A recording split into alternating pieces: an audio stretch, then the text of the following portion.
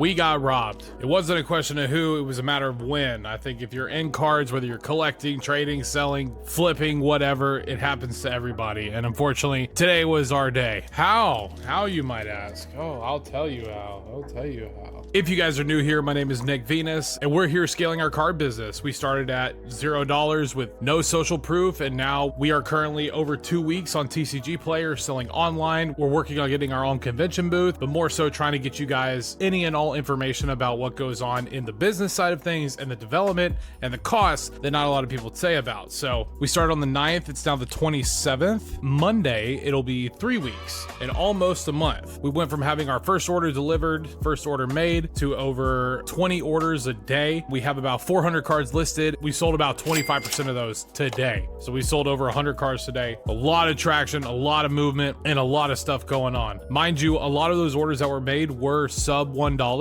So we made like about $70 came in today out after all the orders and everything. SOP was starting with like the lowest on market. And now we're getting an influx of orders where we got to raise the price, y'all. Look at this. This was one order today.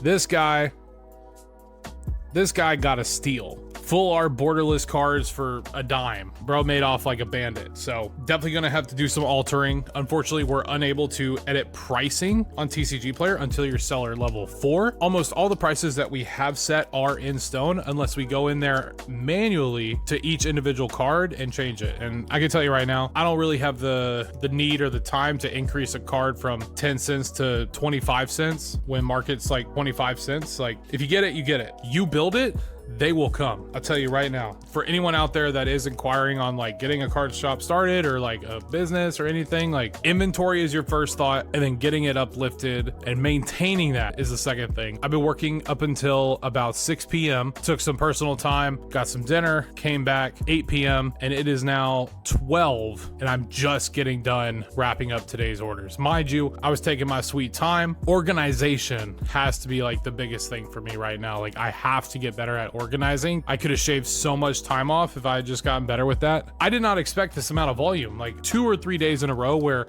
each day we've gotten over 20 orders. This is how I have like all the creatures separated, right? I have them separated by type. So it's just like creatures in one pile, artifacts in another pile. And I was like, oh, you know, someone will buy an artifact. Someone comes in, 50 creatures, 30 artifacts. Next step, buy a 5K, organize everything by set, alphabetized, or by rarity. I think time is the biggest overlook that a lot of people don't measure. Your time is money. Don't put a price on it just because like when you own a business or you're operating a side hustle, like especially when you're first starting out, you're probably going to be losing money and you're going to be losing time, but that time is investment. So the one thing I don't want to do is the same thing twice. Like I always want to get better at what I'm doing, and what I've experienced these past few days, I was like, something's got to change. Ideally, I come to you guys the next couple weeks with like an optimized solution. You know, we could talk about the organization. So right now, level of priority is organization. Next concern is inventory. It's running fast. Price, I'm not too concerned about. Yeah, I could raise the price a little bit. I'll probably bump it up like 10%, 15%, but I'm already selling like way below market, you know? It's interesting on TCGPlayer, for example, it'll say a card's market value is $5. Median listing price is about $4. Highest listing price is $8. Lowest listed price is $2. I post mine at $195. I want it gone just because I want that quick sale. I want that quick review, and I want to boost my social proof. I get the sale, sell it for $2. I look at the recent sales, $395, $450, $550, $449. I was like, what the heck am I doing posting it for this low when there's so much margin to be made? Like between $2 and $450, like I could have posted it at $3 and it might have moved. I think it's a good challenge. I need to get used to this volume of orders. This is not something to be scared about. This is something to be excited about. It's really cool. Someone bought a scapegoat today. Honestly, kind of sad that this one sold. I wanted to keep this in my personal collection, but it sold. Sold a Nexus of Fate, a great blue card if you guys are familiar with that. A couple of items out of my personal collection, nothing crazy. Things like sub $10 that, you know, I'm okay going to a happy home. I don't want to get too attached to too many cards. I have a couple of binders I will not sell. I will not trade. That's my kids' college tuition, my grails. But everything else I'm pretty liquid with. My Magic decks, I probably wouldn't trade or sell. I got one right here. This is my Awkins Ender Split deck.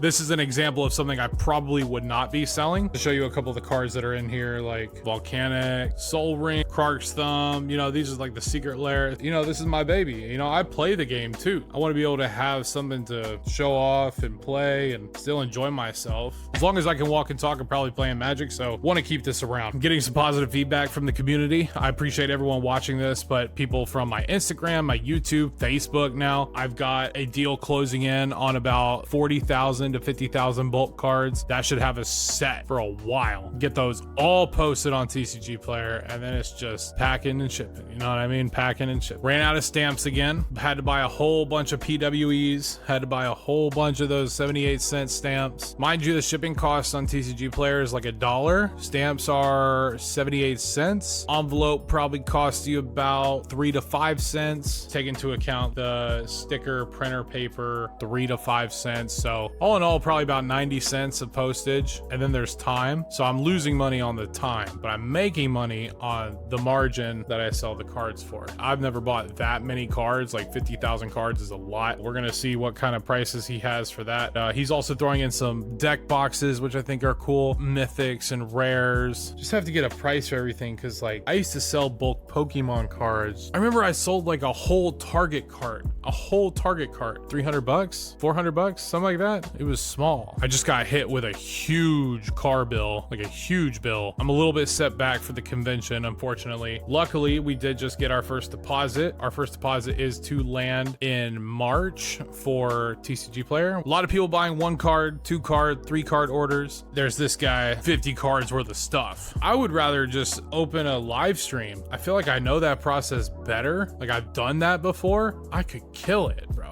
I could kill it. I think before anything, we need allocation, right? We need allocation to cards. We need to be able to sell them. Can my prices be competitive enough? Are my cogs on my products going to allow me to break even? If you guys don't know, if you watch on TikTok, Whatnot is the big auction platform, but right now TikTok is trying to compete with Whatnot, and they're bringing that auction feature to light. If you haven't seen it on platform, it's a brand new feature launched in like 2025, late 26, early. You can start at $1. Right now, it's mainly in the collectible space. Pretty soon, I can see it involved into supplements and stuff. Hear me out, right? Why do auctions solely have to be collectibles? They don't. This phone, right? My phone, for instance.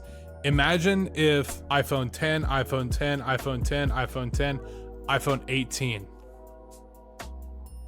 5 spots. One of them, you have an opportunity for an iPhone 18. We auction off a spot on the wheel, bids up, sells, womp womp, iPhone 10. All right, now there's 3 spots for an iPhone 10, 1 spot for an iPhone 18. Bam. I see that with volume plays, shampoo or lotion. I can see it with consumables if you're doing food, a box of Twinkies versus a singular Twinkie. Man, all sorts of crazy stuff. So I really want to get involved in the auction feature. We're still shipping out orders in 48 hours. So if anyone places an order within 48 hours, it is out the door. It is out the door, packed, ripped, and shipped. No matter the size, no matter the volume, no matter what's going on in my life, I always make sure those orders are shipped, which is great. I was starting with 1 order a day. Now we're at 20 plus a day. Quality is my #1 concern. I'm still sending love in all my packages. Some people are getting extra cards. Thank you so much and all that good stuff. I definitely want to adjust my shipping threshold. I'd rather have someone spend $5 and get free shipping than spend $1 to $2 and pay $1.50 in shipping. I want to move them up the ladder. If they're only wanting to buy 1 card, they'll buy that 1 card.